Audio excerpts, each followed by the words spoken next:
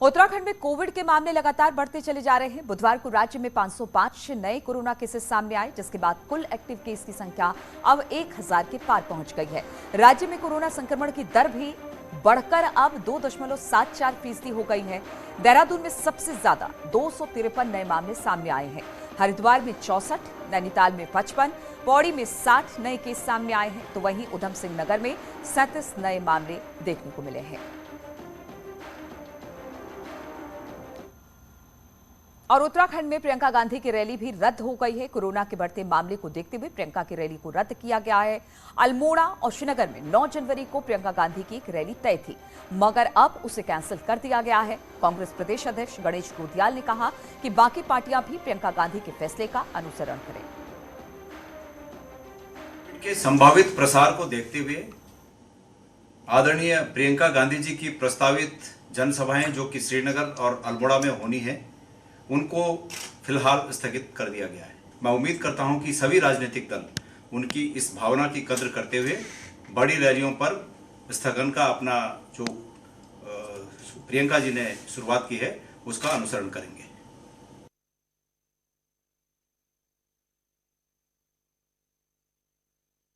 करने के लिए सुनील नवप्रभात इस वक्त देहरादून से हमारे साथ जुड़ गए हैं। सुनील, लगातार कोरोना के मामले बढ़ते जा रहे हैं देश भर में, और प्रदेश में भी हमने देखा कि रफ्तार धीरे धीरे बढ़ रही है। ऐसे में अभी फिलहाल क्या हालात हैं टेस्टिंग ट्रेसिंग को लेकर, क्या कुछ, और इसके अलावा जो गाइडलाइंस है कोरोना को लेकर, उसको लेकर क्या एसओपी जारी कर दी गई है? कितनी कड़ी व्यवस्था वहां पर इसको लेकर?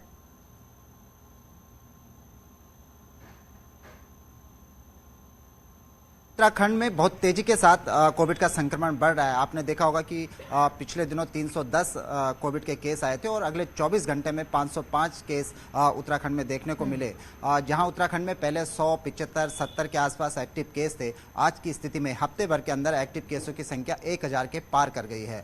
इसको लेकर अलर्ट जरूर राज्य में हुआ है। कल हमने देखा कि कैबिनेट मीटिंग हुई, जो नाइट कर्फ्यू का समय था 11 से 5 बजे था, उसको 2 घंटे बढ़ा दिया गया है। यानी कि अब उत्तराखंड में जो नाइट कर्फ्यू होगा रात 10 बजे से सुबह की 6 बजे तक नाइट कर्फ्यू यहां पर रखा गया। इसके साथ ही पुलिस को सख्त ये निर्देश दिए गए हैं कि बाजारों में सोशल डिस्टेंसिंग का पूरा ध्यान रखा जाए। जो लोग बिना मास्क के अगर घूमते हुए मिले सार्वजनिक स्थानों पर तो उनका चालान किया जाए। इसके साथ साथ जिस तरह से सियासी हलचलें तेज हुई हैं, रैलियां हुई हैं, सभाएं हुई हैं, अभी आपने गणेश गोदियाल को सुना कि प्रियंका गांधी की जो सभाएं थी वो इसलिए निरस्त कर दी गई, रद्द कर दी गई कि कोविड का संक्रमण कहीं तेज न हो। केजरीवाल को आपने देखा कि उत्तराखंड में वो सभा करके गए, उसके तत्काल बाद वो कोविड पॉजिटिव हो गए। और खासकर उत्तराखंड सरकार के मंत्री भी सतपाल महाराज जो टूरिज्म मिनिस्टर हैं, वो भी कोविड पॉजिटिव हुए हैं, उन्होंने भी खुद का आइसोलेट किया। तो लगातार जो कोविड का खतरा है वो गहरा रहा है और एक बड़ा चैलेंज है कि जिस तरह से चुनाव अपने पीक पर है, राजनीतिक पार्टियों की रैलियां हो रही हैं, सभा हो रही है, डोर टू डोर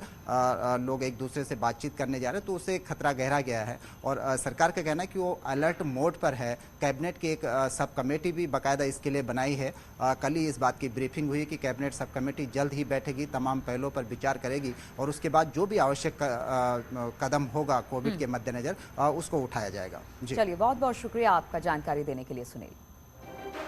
और बीजेपी की विजय संकल्प यात्रा को